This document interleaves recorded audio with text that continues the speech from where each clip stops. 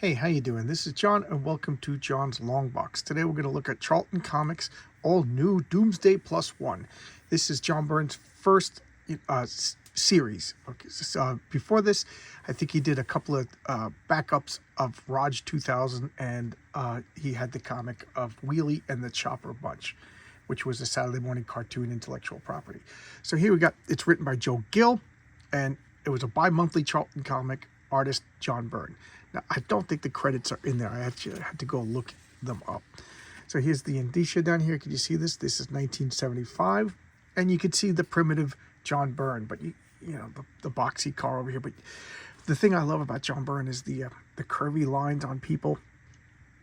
You can see like the proto influences on the faces. We got the sexy Asian. We got the redhead. So, and the good-looking, strapping blonde guy. And what is going on? Just look at all of the dialogue over here. They're just making out. So they're astronauts. They're going up in the ship. One man, two women.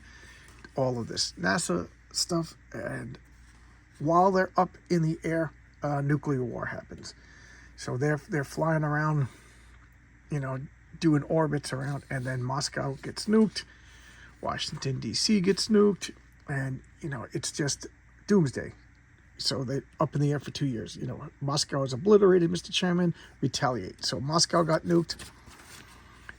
They're shooting down. War begins. And then we just have nonsense everywhere. Rome, Paris, London, Berlin. Every bomb was totally destructive. All the shelters constructed in the 60s and 70s were pitifully inadequate. The newest nuclear weapons shattered steel and concrete rooms hundreds of feet below zero. The jungles and the remote places, death did not strike as quickly.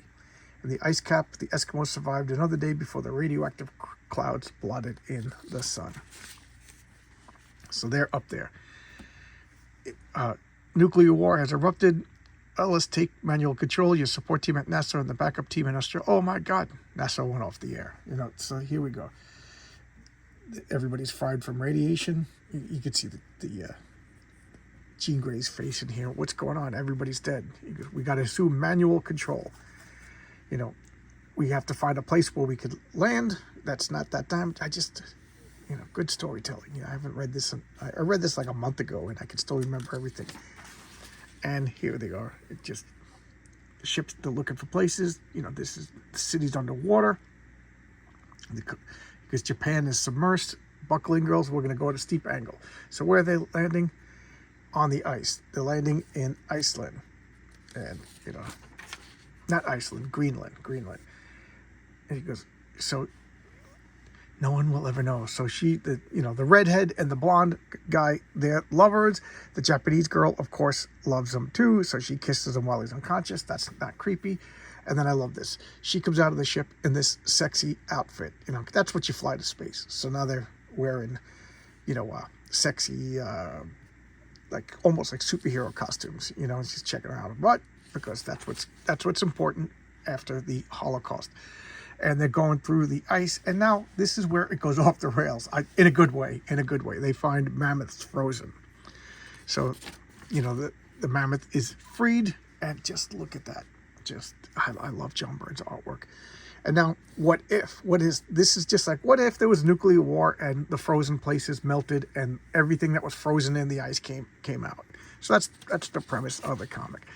So they're about to get trampled when all of a sudden they turn around, and here is a caveman. You know, the caveman doesn't trust him. Of course, the caveman sees a sexy redhead in a tight leather outfit. He may be a caveman, but he's a man, flesh and blood. You know, he grabs her and, you know, there you go, she's mine. And look at this blue beetle over there. That is just awesome. The Charlton Bullseye. These are all the Charlton comics. This penny always drove me nuts because I never knew what was so special about that penny. Anybody know what was so special about that penny? And now he's got to fight the caveman. But Kuno Doll, you know, he's just too strong, too powerful. So she instantly picks up her language because he's a genius. You mean, do I speak ancient Germanic? No, but I can figure out the language. So now they communicate.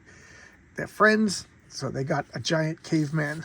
So now they got, you know, 2 men, 2 chicks. Everything works out. He shows them a real knife, and they carve up the mammoth for Bronto burgers, like in the Flintstones. And now what are they doing? They're traveling around Greenland, getting debris. So that now they're friends. So it's like a Saturday morning cartoon, you know. I only read the first issue. I don't know. Does the redhead and the and Kuno become lovers? I don't know. Now they find that saber-toothed tiger, and they keep looking. The ice is just melting, and Greenland is literally turning green. Here comes a boat, and it's a jet fighter.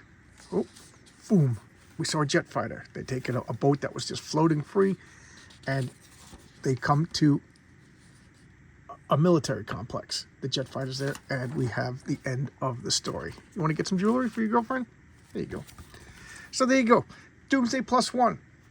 I only got the first issue. I'm really intrigued. It's, you know, the premise is kind of hokey. Nuclear war, you know, beings that got frozen in the ice millions of years ago are now free. You know, I'm sure there's more to it. Maybe it lasted 6 issues and it got canceled. And then it started again with 7 issues. It went another 6 issues, but it was just reprints of the first 6 issues. I would love to see if the story was finished. I think John Byrne at one point said he was going to, but I'm going to get the rest of the series because why not? It's fun. It's not that expensive. These Charlton comics are not that expensive. So I'll see you tomorrow with another video. Bye-bye.